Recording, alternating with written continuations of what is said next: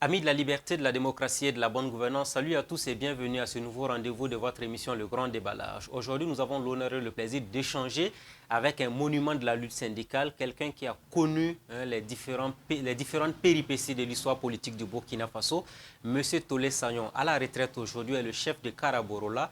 Il nous fait l'honneur et le plaisir de nous recevoir chez lui à Ouagadougou afin qu'on puisse aborder plusieurs questions liées à l'actualité, mais aussi à la lutte syndicale au Burkina Faso. Monsieur Tolé Sagnon, bonjour. Bonjour. Merci de nous accepter chez vous.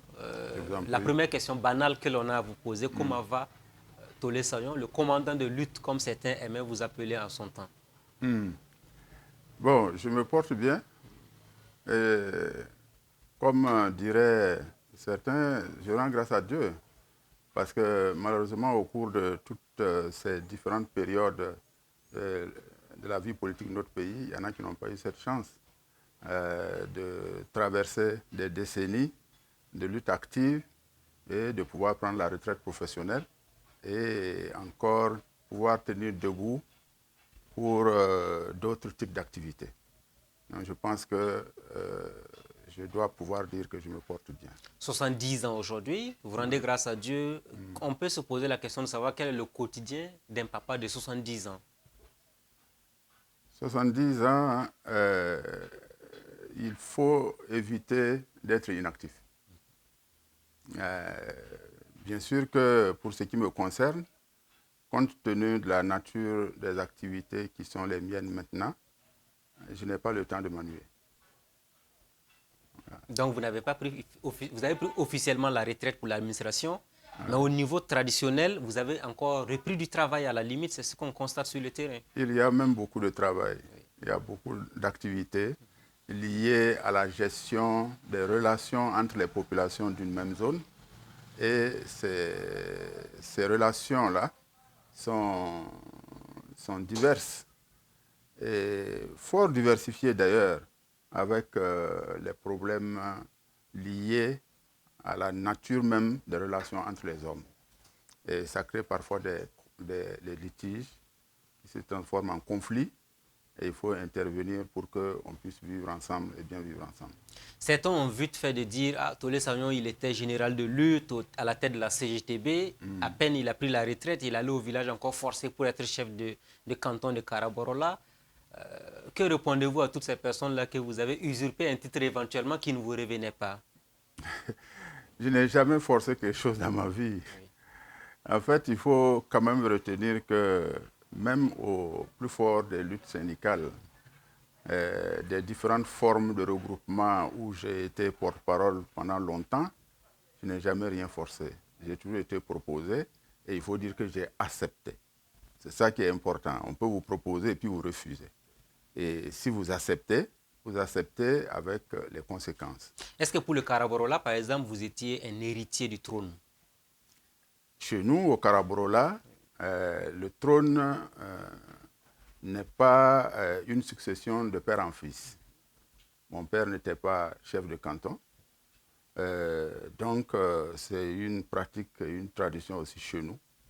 Les notables regardent parmi les fils du canton celui qui, à leurs yeux, est à même de jouer ce rôle. Et il y a toute une longue procédure pour pouvoir confirmer cela, et aussi par la tradition. Donc, ce n'est pas un choix en principe qui passe par je connais un tel, c'est pas ça du tout. Vous n'avez pas peut-être été proposé par quelqu'un? Vous n'avez pas soufflé votre nom à un notable? Certainement pas. Je commence à prendre la retraite maintenant, j'ai envie de venir au village, me trouver moi une porte de sortie honorable éventuelle? Non, j'ai déjà eu ma porte de sortie honorable au Bumigeb, où j'ai travaillé pendant 33 ans. Et puis, au niveau syndical, en 2013, puisque je suis resté encore un an après la retraite pour pouvoir passer le témoin, j'ai eu mes portes de sortie très honorables. Oui. Donc, je n'en avais pas besoin J'avais simplement décidé qu'à la retraite, en tout cas le plus longtemps possible que j'allais vivre sur cette terre-là, j'allais passer le maximum de temps au village pour pouvoir être auprès des miens. Parce que c'est quand même pendant des décennies que j'ai été très actif sur le terrain et il n'était pas facile qu'au village, la famille et la grande famille puissent me voir.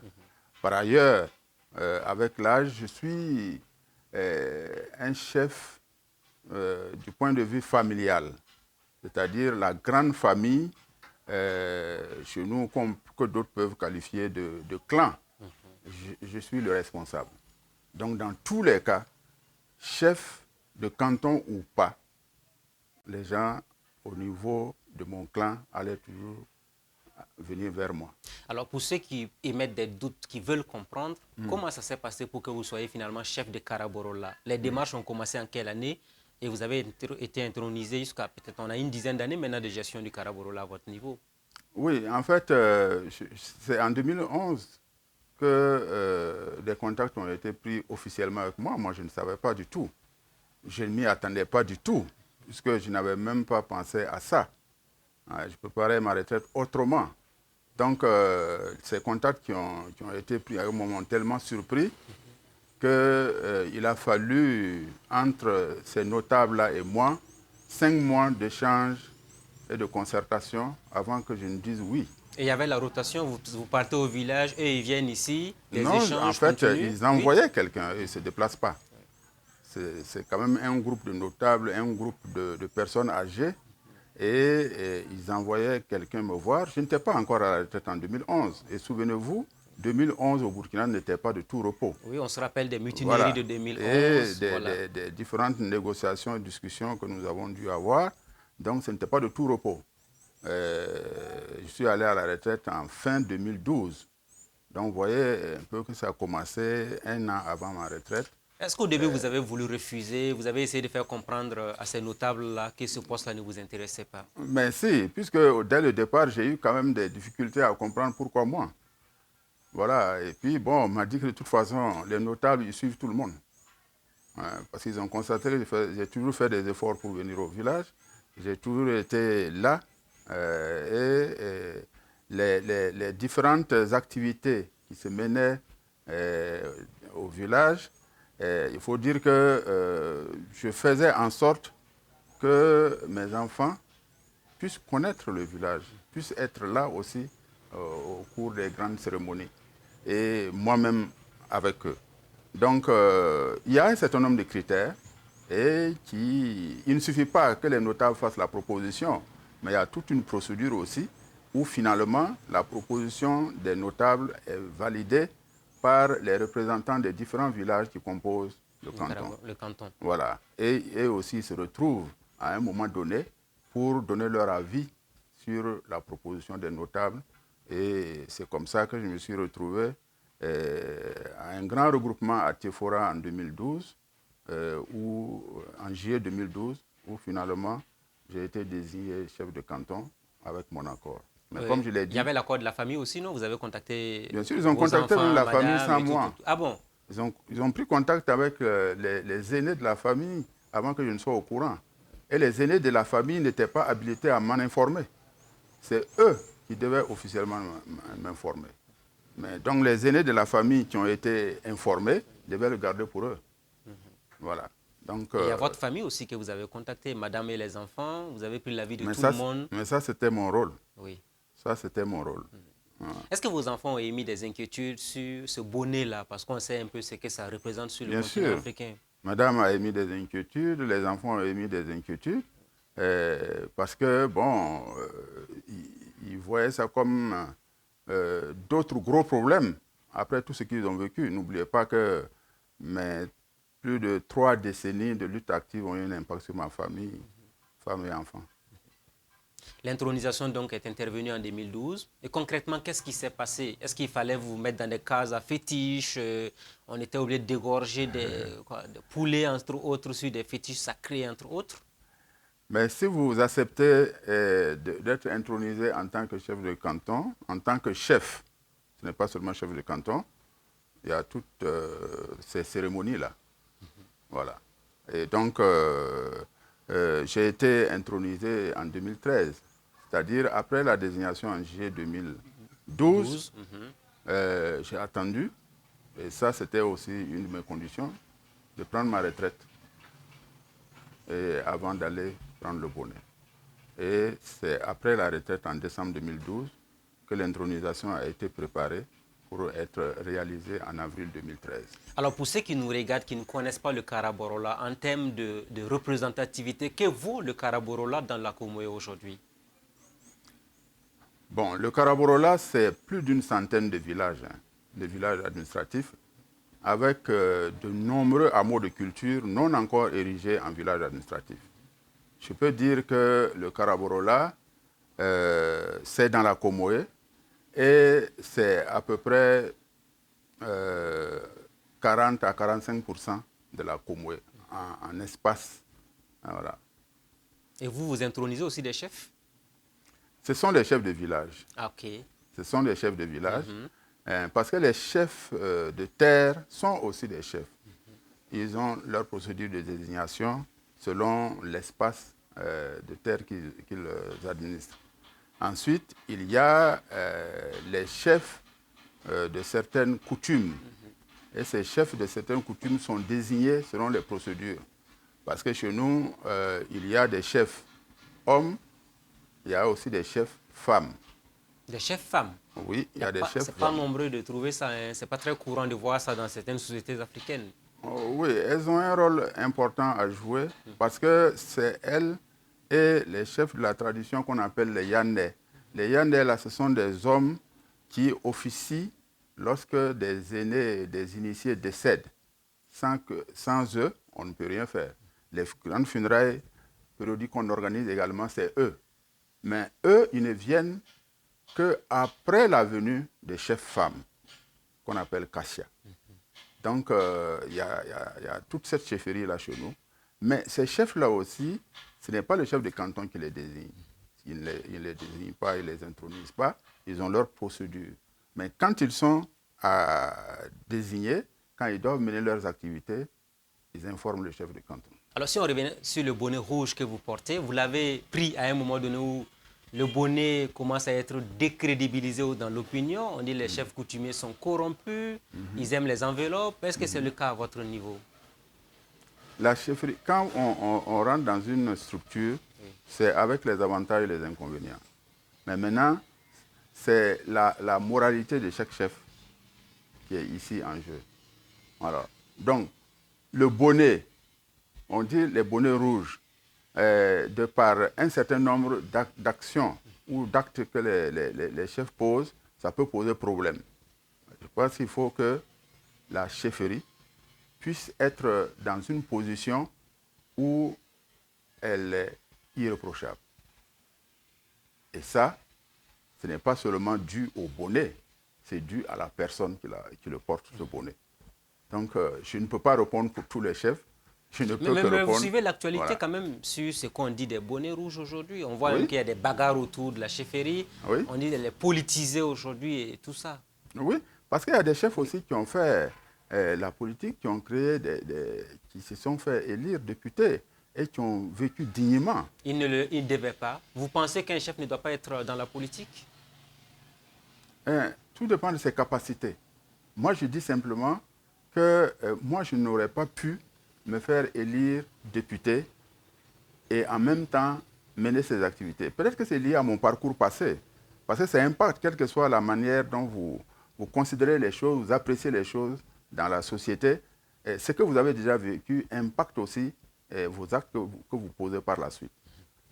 Le premier impact, c'est même physique. Alors, si j'ai passé plus de 3 décennies sans repos, je ne sais pas si physiquement, je pouvais, même en me faisant élire, aller encore poursuivre des débats au sein de l'Assemblée nationale. Donc, il y a ces questions-là. Je dis, ça dépend de chacun. Moi, j'ai admiré un doyen, le Boussman, jusqu'à ce qu'il décède. Vraiment, que son âme repose en paix. Je l'ai beaucoup admiré. il y a eu des moments où nous avons pu échanger ensemble pendant les luttes intenses dans le pays, mais c'est quelqu'un qui, vous savez, il a été député. À la limite, à vie, on pourrait dire. Oui, voilà. Il a été député à vie au Burkina Faso. Mais il assumait ça. Donc, moi, je n'ai pas les capacités ni encore les éléments suffisants pour pouvoir l'apprécier, encore moins le critiquer. La profondeur du débat, c'est à ce niveau-là, la chefferie qui force les jeux politiques et démocratiques au Burkina Faso. Est-ce que vous pensez véritablement que la question de l'institutionnalisation de la chefferie est une bonne solution? Trouver des subsides pour les chefs pour que finalement ils aient de quoi vivre. Vous, peut-être, vous avez la chance, mais il y a beaucoup de chefs qui sont dans le dénuement et la pauvreté aujourd'hui. Mais moi, pendant les concertations régionales qui ont été faites par le ministère de l'administration territoriale, à Banfora, nous avons défendu le principe du statut de la chefferie. Mais il y a trop de chefs. Donner un statut à qui et puis laisser qui? Ah non, ça s'organise. Il y a des exemples. Il y a des exemples en Côte d'Ivoire, il y a des exemples au Ghana, il y a des exemples au Niger, au Bénin. Bon, il y a un statut de la chefferie. Donc, ces statuts, on peut toujours s'en inspirer. Je ne dis pas de copier, mais s'en inspirer.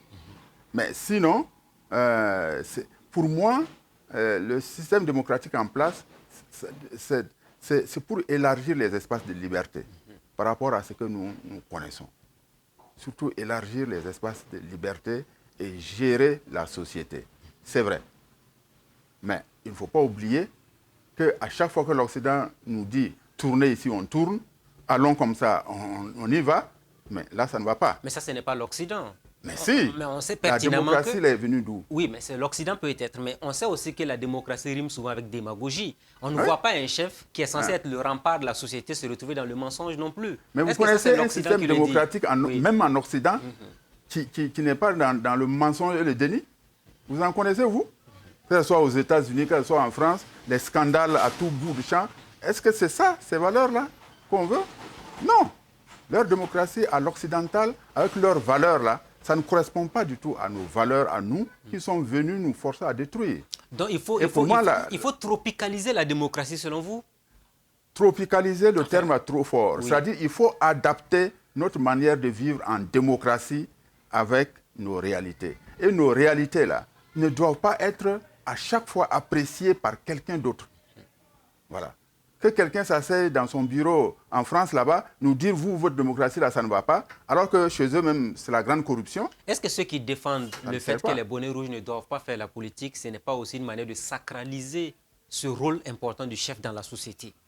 En fait, moi, quand j'ai commencé à gérer les problèmes au niveau du canton, je me suis rendu compte que c'était vraiment difficile, je n'ai pas dit impossible, difficile d'être partisan. Parce que vous recevez tout le monde. Okay.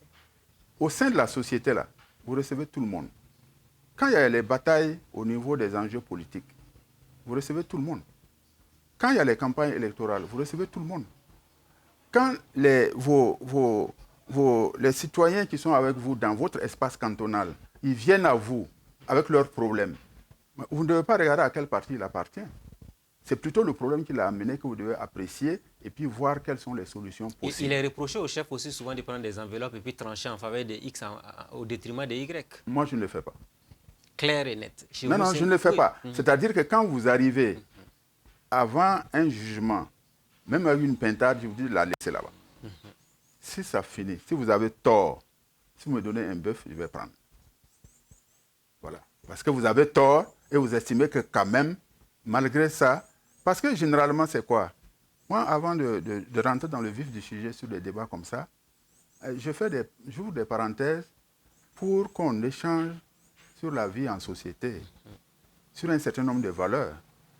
Un jeune qui va aller, j'allais dire, tenter d'emporter une femme mariée qui a 2 ou 3 enfants de chez son mari, un dossier comme ça arrive chez moi, je demande aux jeunes là s'il est intelligent. Quand on est jeune, là, on cherche les jeunes filles, non? Pourquoi vous allez aller chercher la femme de quelqu'un qui a 3 enfants? Donc vous êtes confronté à ce genre de problèmes régulièrement? Oui. Je suis confronté à ça. Donc pour moi, j'ouvre cette parenthèse-là. Donc je le fais. Et j'indique aux jeunes aussi un certain nombre de valeurs, selon moi. Mais ces valeurs-là, c'est aussi basé sur la réalité de nos sociétés avant dont je me fais le plaisir de leur rappeler. Quelqu'un qui vient, qui a un prénom d'initié et qui pose un acte comme ça, je lui demande, est-ce qu'à l'initiation, c'est ce qu'on t'a appris?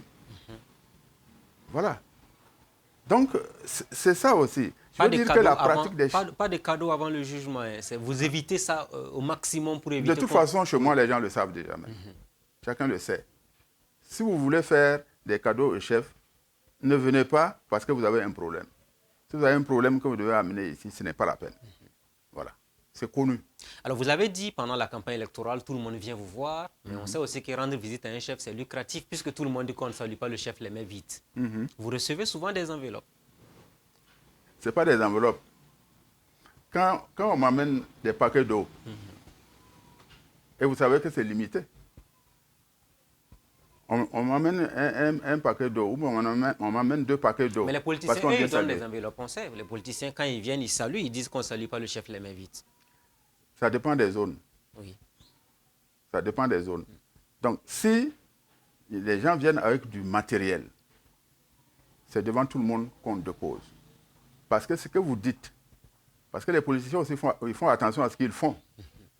Et puis, la loi qu'on nous impose aujourd'hui, chacun, quand vous avez affaire à un chef qui est un intellectuel, lui aussi fait attention.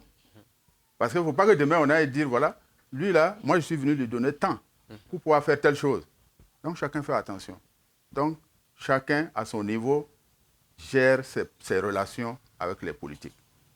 Ce qui est sûr, c'est que la plupart des politiques, quand ils viennent chez moi, on commence à échanger sur ce qu'on a déjà vécu ensemble. Voilà.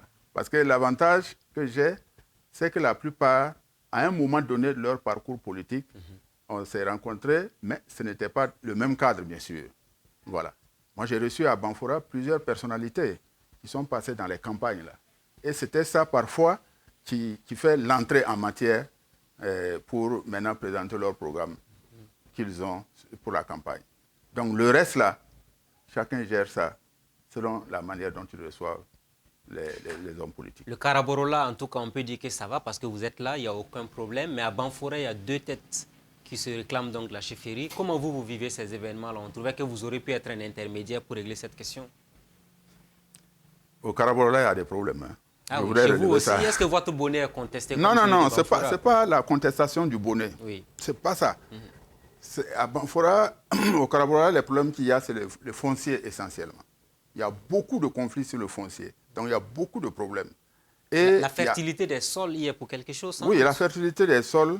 Et puis aussi, les pressions sur les populations qui se déplacent vers notre région, voilà, pour pouvoir acquérir des terres, s'installer et y vivre.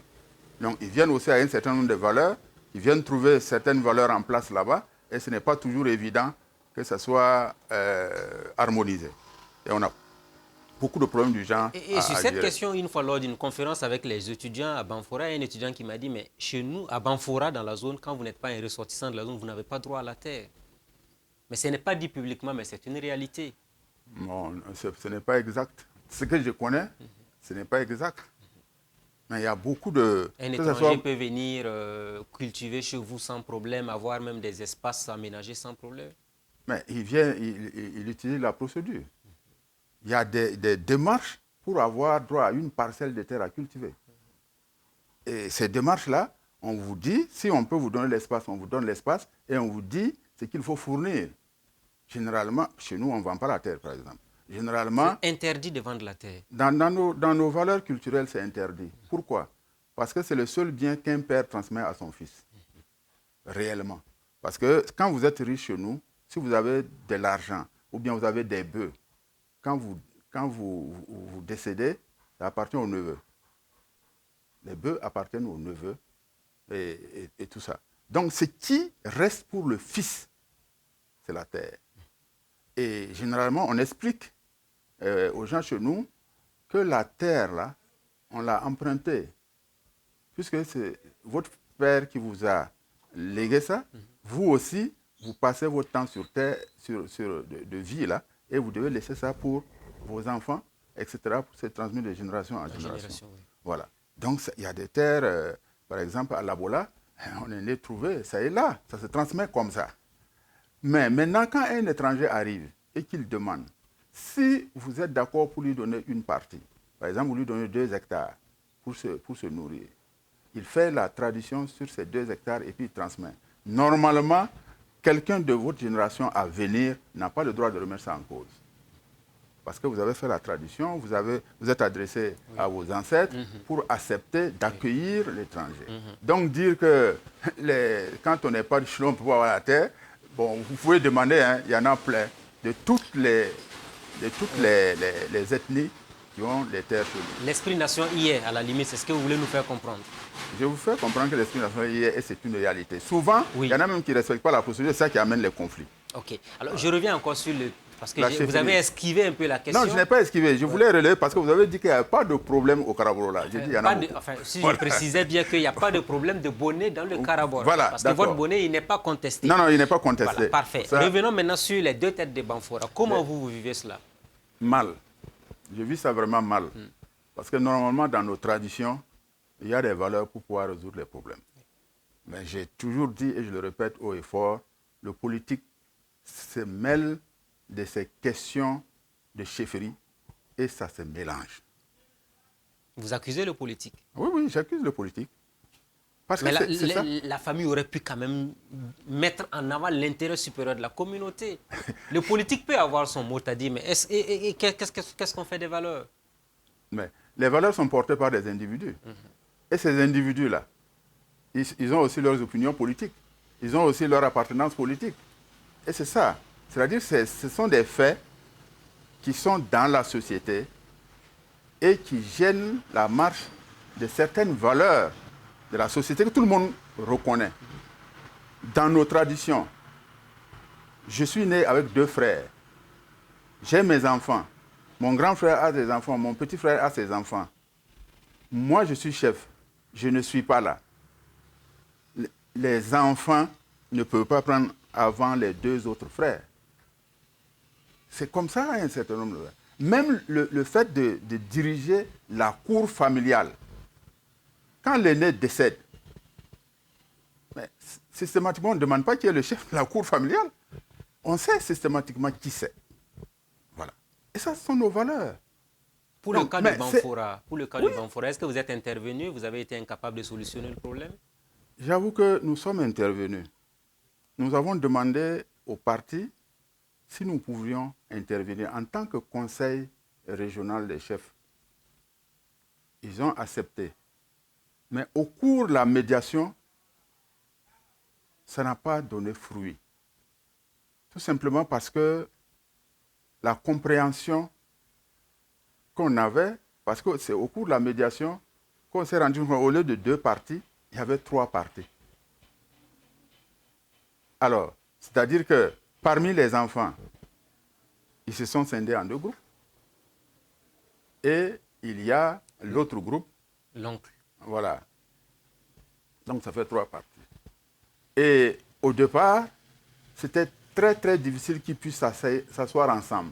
Nous avons réussi à faire asseoir ensemble un groupe qui est le groupe des aînés, des enfants aînés, voilà, du défunt chef.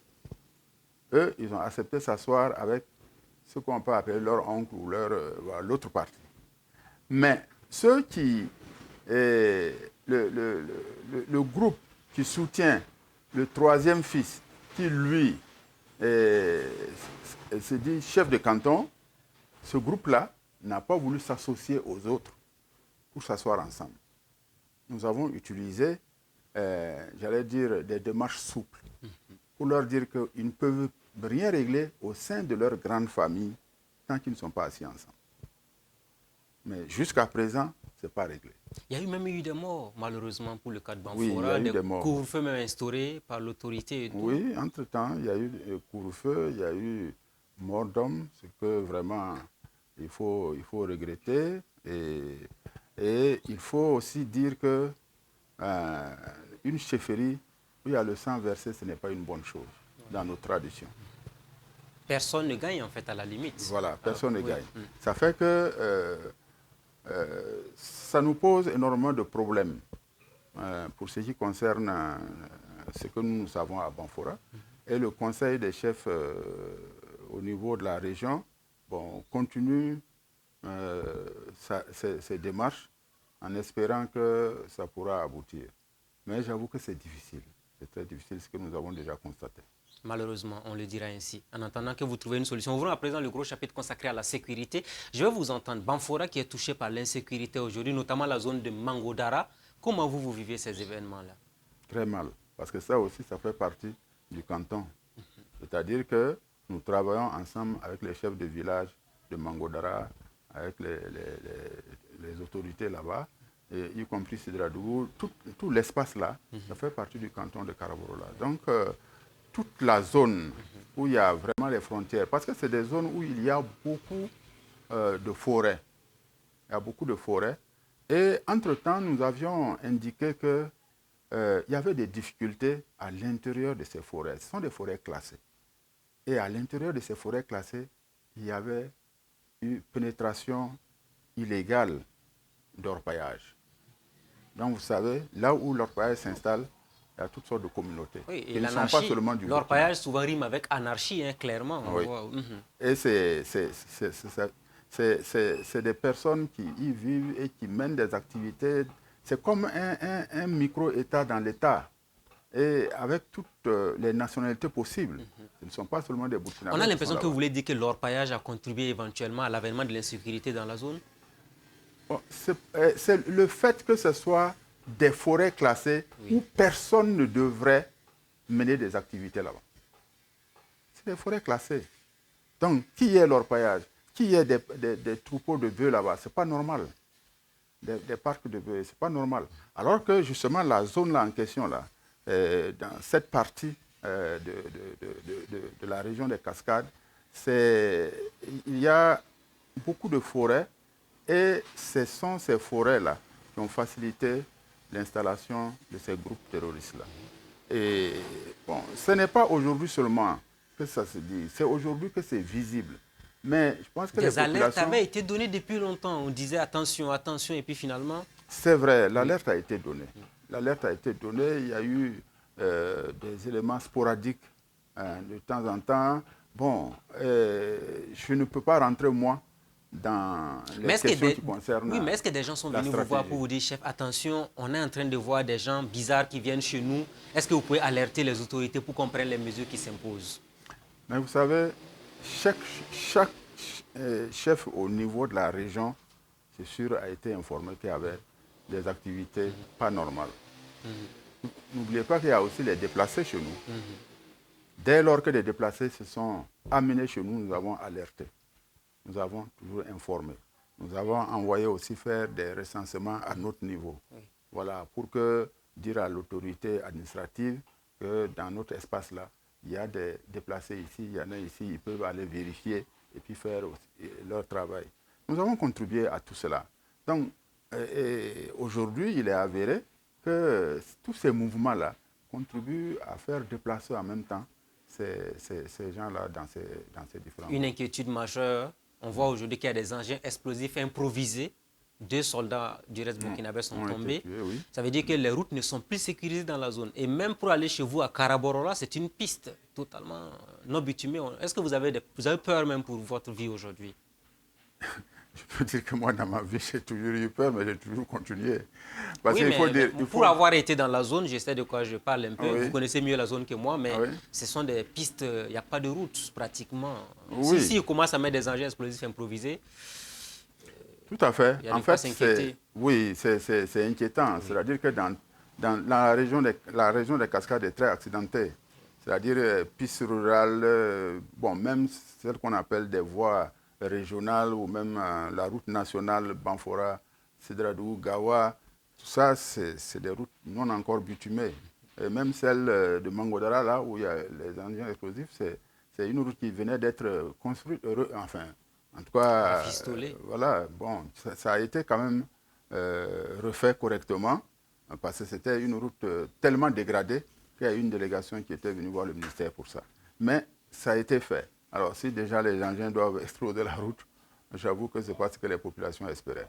Et aujourd'hui, l'insécurité, finalement, avec nos frontières là, c'est pratiquement toutes les frontières qui ont été atteintes. L'inquiétude, c'est que votre zone est très boisée, vous avez dit beaucoup de forêts, ça veut dire que s'ils arrivent à s'installer pour les enlever de là, ça va être assez difficile. Tout à fait, tout à fait. C'est quand même une zone très boisée et les forêts là, qui étaient des valeurs j'allais dire, très positives pour notre zone, deviennent très dangereuses.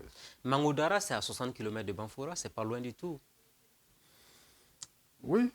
Disons que si on est à la porte de Banfora, c'est que c'est vraiment... un peu plus quand même, oui. Mais ce n'est pas le plus important. Je veux dire que dès lors que vous avez une route qui relie la capitale régionale à une zone, si cette zone est attaquée, bon, c'est vraiment très vite fait, quoi. Oui. Voilà, c'est vite fait. Et puis, il n'y a pas que Mangodara, vous avez même vers toute la bande, là. C'est la frontière de la Côte d'Ivoire avec le Burkina, en fait. Après, bon, vers la Léraba, là, c'est la frontière avec le Mali, qui remonte jusque vers Orodara. C'est vrai qu'on peut dire que c'est des longues frontières, mais les plus boisées, c'est en toi toute la bande là, de Sendou jusqu'à remonter vers Mangodara. Certains disent que les chefs traditionnels, les chefs d'État ne font pas assez contre l'insécurité. Est-ce votre avis? Ils font ce qu'ils peuvent. Hein. Oui. Ils font ce qu'ils peuvent. Et puis, bon, eux, quand ils travaillent, ils ne disent pas que c'est comme ça qu'on a fait.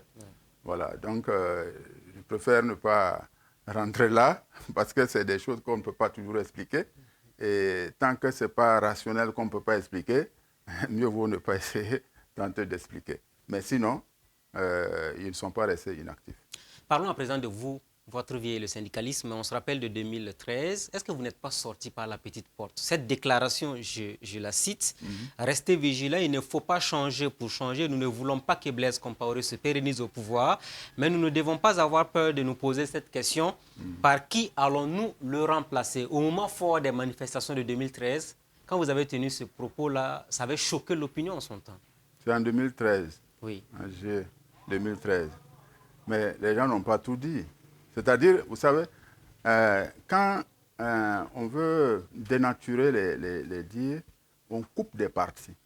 Mais j'ai dit aussi qu'il ne faut pas remplacer Blaise Compaoré par Compaoré Blaise. C'est ça. Mais les gens n'ont pas cité ça. Il faut aussi citer ça abondamment. Oui. Ça veut dire quoi? Les gens pensent qu'il s'agit de remplacer un individu pour résoudre un problème de système. Ce n'est pas ça. Rappelez-vous que j'avais également dit que le système en place, qui est un système où c'est le plus fort qui écrase les plus faibles systématiquement, où nous sommes des pays dominés. Quand on dit dominés, c'est-à-dire vous pouvez prendre une décision nationale et d'autres ailleurs contestent cette décision et vous imposent la leur. Ce sont des pays dominés. Quand c'est comme ça, vous ne pouvez pas vous taper la poitrine pour dire on va changer un tel et puis les choses vont changer. Est-ce que votre propos n'était pas inapproprié dans un contexte où on luttait contre la modification de l'article 37, contre la mise en place d'un Sénat budgétivore que les gens contestaient dans la rue? Ce n'était pas inapproprié parce que j'ai dit qu'ils n'ont pas tout cité. Oui. Et il y a eu une déclaration de la CETB après qui ont rappelé. Nous avons commencé et nous avons été indexés pour abattre en 1997 pour défendre la non-révision de l'article 37 de la Constitution. Parce que c'est en 1997 que le pouvoir de Compaoré a fait sauter le verrou de la limitation des mandats présidentiels par le Parlement. C'est en janvier 1997. Et dès février 1997, nous avons fait un meeting pour dénoncer cela. Donc, notre lutte contre l'article 37 n'a pas commencé en 2012 ou 2013. Oui. Ça a commencé en 1997. Et ce sont les pressions des luttes du collectif qui les ont amenés, entre-temps, à remettre le verrou. Et le Collège des sages en 1999, après l'assassinat de Norbert Zongo. Oui, le Collège des sages. Mais le Collège des sages s'est appuyé sur le travail qui avait déjà été fait. Les syndicats ont fait des déclarations, les syndicats ont rencontré le Collège des sages, le collectif a rencontré le Collège des sages pour dire voilà nos exigences. Et c'est tout ça, toutes ces luttes-là. Donc, quand des gens arrivent en 2012 ou 2013 et estiment que c'est maintenant qu'ils commencent à lutter contre la révision de l'article 37, nous, ça nous fait rigoler. Les luttes au niveau du Burkina Faso sur un certain nombre de période active. C'est toute la contribution des différentes luttes là qui ont abouti à l'insurrection. Donc vous pensez n'avoir pas été compris en 2013? Je n'ai pas été compris par ceux qui ne voulaient pas comprendre. Et j'insiste là-dessus, parce qu'aujourd'hui, certaines parties des déclarations circulent, de mes déclarations circulent. Mais le problème, c'est ça. Mais quand vous voulez nous faire croire que les hommes politiques qui étaient au devant de la scène à l'époque étaient vraiment distincts de Blaise, j'ai dit, mais c'est pas comme ça qu'on résout les problèmes. Voilà, il faut continuer à vous battre. Et puis en plus, ceux qui ont relayé ça comme ça, entre-temps, ils avaient dit qu'il faut aller directement à ce meeting-là, là, qu'il fallait aller directement à Koseyam. Je leur ai dit, mais ce que moi je vois du haut de la tribune, vous n'irez pas loin. Vous n'étiez pas assez nombreux. J'ai dit ça. C'est-à-dire, j'ai dit, le jour où vous serez assez nombreux, personne ne vous dira que vous êtes assez nombreux. C'est arrivé, non? C'est arrivé en 2014. Oui, mais certains ont vu en cette déclaration comme un soutien indirect à Blaise Compaoré à son pouvoir. Non, mais c'est les gens qui ne voulaient rien comprendre. Et vous, ça vous a choqué à un moment donné parce que votre nom a été retrouvé dans la rue. Ce n'était pas évident en son temps. Tout le monde a dit, voilà Tolé Sayon, le défenseur de Blaise Compaoré qui dit de ne pas remplacer Blaise Compaoré par Compaoré Blaise. Mais alors, il ne faut pas remplacer Blaise Compaoré par Compaoré Blaise. Puisqu'il ne faut pas, il faut justement éviter de dire qu'on a remplacé, mais même en allant à l'insurrection là. Quand Blaise a démissionné, il y a des gens qui étaient devant qui ont dit qu'ils ne voulaient pas tout ça. Mais pourquoi on n'a pas parlé de ça? C'était Compaoré Blaise et Blaise Compaoré. C'est quoi? C'est-à-dire, vous allez, les gens sortent dans la rue, et puis le pouvoir est à terre. Les gens disent non, on voulait simplement qu'il ne révise pas l'article 37. On ne voulait pas qu'il démissionne. Ça a été dit. Mais ça n'a pas été beaucoup relayé. C'est-à-dire que je ne suis pas là pour dénoncer des gens, mais je suis là pour dire, en fait, la lecture de la vie politique de notre pays. Là. Chacun peut avoir sa part de vérité, mais il y a la vérité historique. Et nous faisons partie qui avons eu la chance de voir beaucoup d'hommes politiques sur le terrain. Et une décennie de régime d'exception.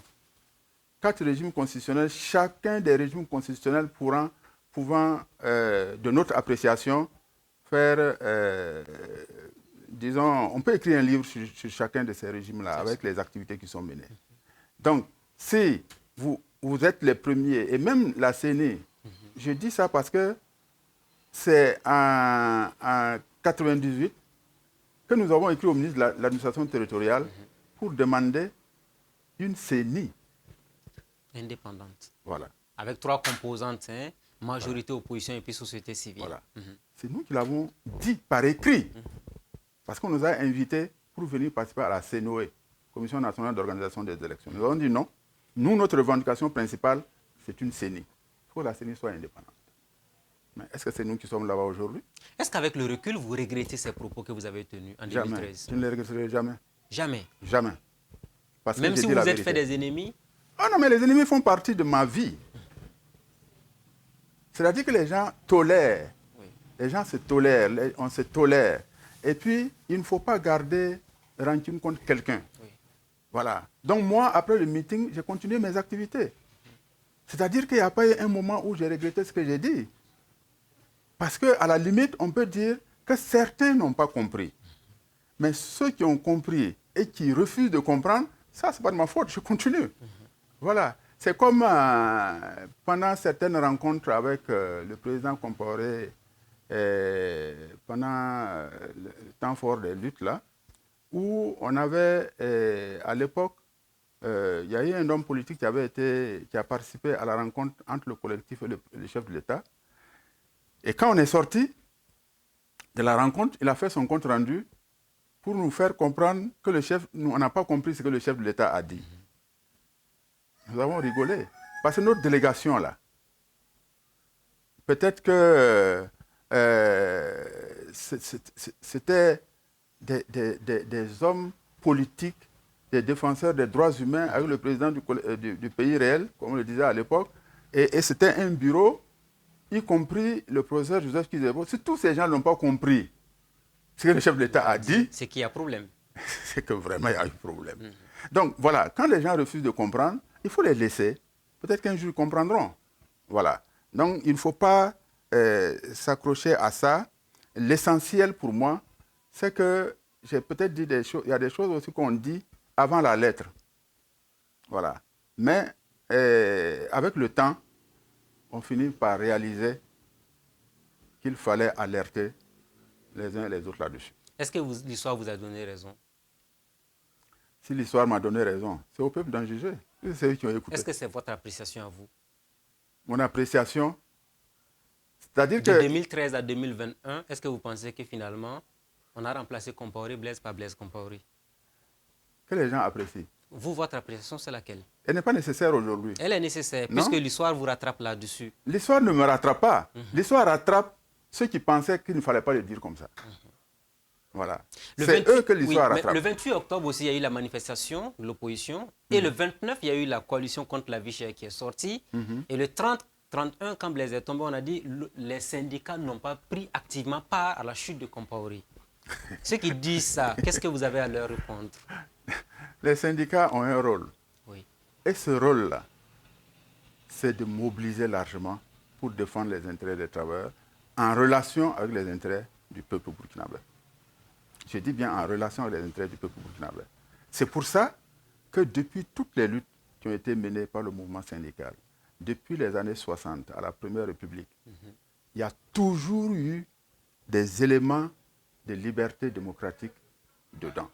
Quand vous regardez les différentes revendications là, il y a toujours eu la défense ferme des libertés démocratiques. Tant qu'il n'y a pas de liberté, vous ne pouvez pas mobiliser quelqu'un pour revendiquer quelque chose. Alors, si le 30 octobre, il y a eu l'insurrection, et que quelqu'un estime que les syndicats n'ont pas contribué, il n'a pas du tout une connaissance de la lecture même de l'histoire politique de ce pays-là. On peut dire, tel responsable syndical n'a pas participé, tel responsable syndical s'est caché, tel responsable syndical était absent. Oui, mais les syndicats, c'est absurde. Donc vous pensez qu'il faut éviter de faire un procès d'intention aux organisations syndicales dans ce pays pour avoir été au devant de toutes les luttes quand même. Il faut leur reconnaître cela. Il faut reconnaître aux syndicats le rôle qu'ils ont joué. Oui. Il faut reconnaître aux syndicats qu'à un moment donné, ce n'étaient pas les partis politiques qui étaient dans les rues. C'était uniquement les syndicats. Et il a fallu aussi que cela soit une réalité, une pratique dans le pays, que les gens manifestent, que les gens dénoncent, que les gens estiment qu'il faut s'exprimer et qu'il faut s'exprimer malgré les risques. Et c'est cette expression qui s'est développée pour progressivement mettre les partis politiques dans la rue. Mais on doit reconnaître ça aux syndicats. Mais il faut connaître aussi les limites du syndicat. Un syndicat, ce n'est pas un parti. Et dans les syndicats, les gens ne cotisent pas non plus. Actuellement, c'est chaud. On l'a vu sur le terrain. On se plaint au quotidien. Les gens ne cotisent pas. Est-ce que vous pensez que les jeunes aujourd'hui manquent de formation syndicale? Ils ne comprennent pas la valeur du syndicalisme? Oui, parce que les gens croient que le syndicat, c'est uniquement la revendication. Le syndicat, ce n'est pas uniquement la revendication. Le syndicat a des fonctions essentielles. Il y a la fonction revendicative, mais il y a la fonction normative, c'est-à-dire celle qui fait progresser la législation nationale au fur et à mesure, Code du travail, autres législations. Et il y a aussi la fonction représentative, c'est-à-dire que c'est l'organisation qui est représentée par des élus. C'est-à-dire, enfin, quand je dis élus, ce n'est pas au Parlement, par des représentants désignés par le syndicat lui-même et qui représentent dans les différentes instances de la vie sociopolitique du pays. Et bon, ce sont ces valeurs-là. Mais quand on croit, et puis il y a la valeur éducative. Ce sont ces 4 normes-là. Quand on oublie la valeur éducative, les gens ne savent pas pourquoi ils sont dans la rue. Ils n'ont pas compris autour de quoi ils se battent. Ils n'ont pas compris quelles sont les limites des luttes syndicales. Parce qu'un syndicat, ce n'est pas un parti politique. C'est le parti politique qui a un programme de gouvernement. Mais le syndicat, il contribue à mobiliser, à sensibiliser, à éduquer et à défendre des libertés pour tout le monde. Et chaque organisation dans la société joue son rôle. Le parti politique arrive avec un programme pour gouverner. Et le syndicat, c'est une plateforme revendicative. C'est une plateforme revendicative. Voilà donc, oui. Voilà. Donc, c'est pour dire que quand on connaît ces valeurs-là et on connaît les limites de l'organisation syndicale, il ne faut pas trop leur en demander aussi. Voilà. Ça, c'est le syndicaliste qui parle. Alors, je voudrais vous entendre sur la réconciliation nationale. Le débat, il est posé. Tout le monde dit allons à la réconciliation. Certains même parlent du retour de Blaise Compaoré comme une alternative éventuelle. Est-ce votre opinion là-dessus? Je voudrais rappeler qu'il y a eu des tentatives. Dès 1992, il y a eu le Forum national de réconciliation. 12 jours de débat, ça a été reporté sine die, parce qu'il n'y a pas eu entente.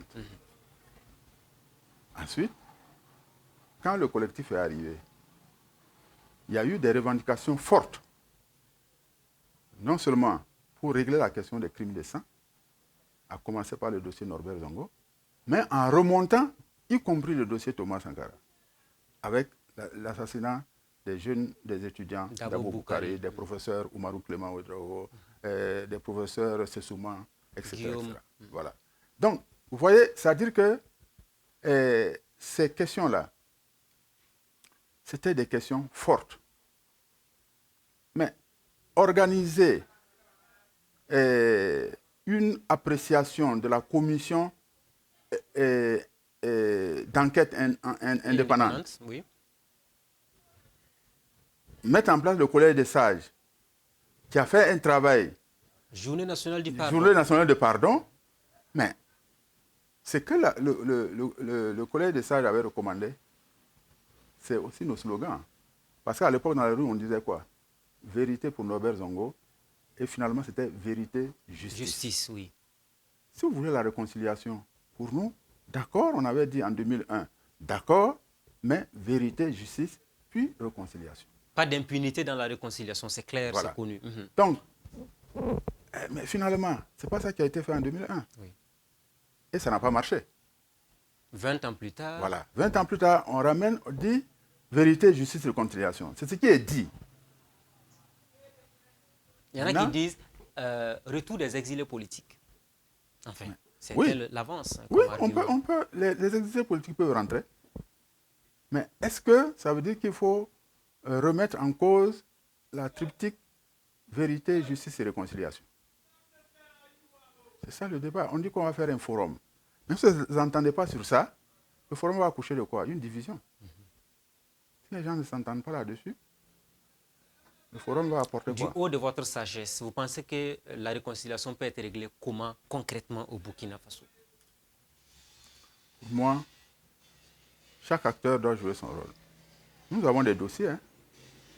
Quand je dis nous, c'est-à-dire tous ceux qui ont été acteurs à un moment donné, que ce soit au plan politique, au plan social, ils ont des dossiers qui ont même été transmis au Hkroun et puis transmis aussi au ministre actuel, ministre d'État. Donc, ces dossiers-là, ils abordent tout ce que les gens ont subi, chacun à son niveau. C'est ça. Alors, ça veut dire quoi? Il faut accepter déjà de dire que c'est vrai. C'est ça la vérité. Si vous ne commencez pas par ça, ça veut dire que vous ne pouvez même pas réconcilier, encore moins réparer. Si vous ne reconnaissez pas un tort, comment vous pouvez réparer le tort? Donc pour moi, c'est ça. La justice, là, c'est une voie. Puisque le président en exercice a la possibilité d'amnistier. Est-ce que vous êtes d'accord pour l'amnistie? Nous, on a demandé ça en 1991. Dès qu'on a adopté la Constitution, le chef de l'État a reçu les centrales syndicales pour demander leur apport, leur contribution à la mise en œuvre de la Constitution. Nous avons dit qu'il faut une amnistie générale, mais le but de ça, c'est de réparer les torts de tous ceux qui ont été sanctionnés abusivement pour leurs opinions politiques et ou syndicales. C'était ça. Donc, ce n'est pas une amnistie générale pour dire... même ceux qui ont tué, il faut les pardonner. C'est pas ça. Non. C'est pour réparer les torts. Mais avant ça, si la justice passe, ça veut dire que la justice va faire son travail. Voilà. Donc, pour moi, c'est une question... Je pense qu'il faut qu'on soit prudent dans la convocation du forum. Sinon, on risque de sortir avec un forum. On a l'impression que vous ne croyez pas en l'avenir de ce forum ou aux retombées de ce forum. Non, en fait, toute franchise. Si on est d'accord pour se dire les vérités, ça peut marcher. Mais si c'est pour aller se cajoler, mais ça fait 60 bientôt, c'est quoi depuis 1960 à nos jours. Donc on ne se dit pas la vérité au Burkina Faso finalement. Non, oui, bon, ça dépend de l'échelle. Ça dépend de l'échelle, sinon les gens se disent la vérité aussi. Bon, ça dépend de l'échelle. C'est-à-dire quand on organise un forum, il faut éviter que le forum là, ce soit simplement pour aller, j'allais dire, valider un certain nombre de choses. Non. Les gens doivent s'exprimer avec la franchise et avec le courage. Franchise et courage, ainsi sera donc votre mot de la fin. À moins est-ce que vous nous souhaitez dire un mot à la jeunesse burkinabé et africaine qui nous regarde en quelques secondes? Bon, à la jeunesse, moi je recommande vraiment qu'il y ait cette volonté d'apprendre à connaître ses racines. Ce n'est pas que la connaissance de ses racines va amener l'individu du 21e siècle à vivre comme, j'allais dire... l'homme du Néandertal. L'homme du Néandertal, c'est pas ça. Parce que nous sommes aujourd'hui à une société, les technologies sont tellement avancées que la vie en société a changé. Mais quand on oublie ses racines, on risque de perdre ses feuilles. Il faut faire attention à ça. J'encourage la jeunesse à aller puiser dans leurs racines pour pouvoir mieux rebondir pour eux-mêmes et pour leur pays. Merci bien, M. Toulé Sagnon. Merci le chef de canton de Karaborola. Restituons les faits, c'est important. Tout à fait. Et comme l'a dit l'autre, nul n'a le droit d'effacer l'histoire d'un peuple, car un peuple sans histoire est un monde sans âme. Répartons dans notre histoire, puisons dans notre histoire, reconstruisons le monde à partir de notre histoire, c'est important. Amis de la liberté, de la démocratie et de la bonne gouvernance, ainsi prend fin le rendez-vous de ce jour. Merci à tous et à chacun de nous avoir suivis. Rendez-vous la semaine prochaine avec un nouvel invité. Bonsoir chez vous.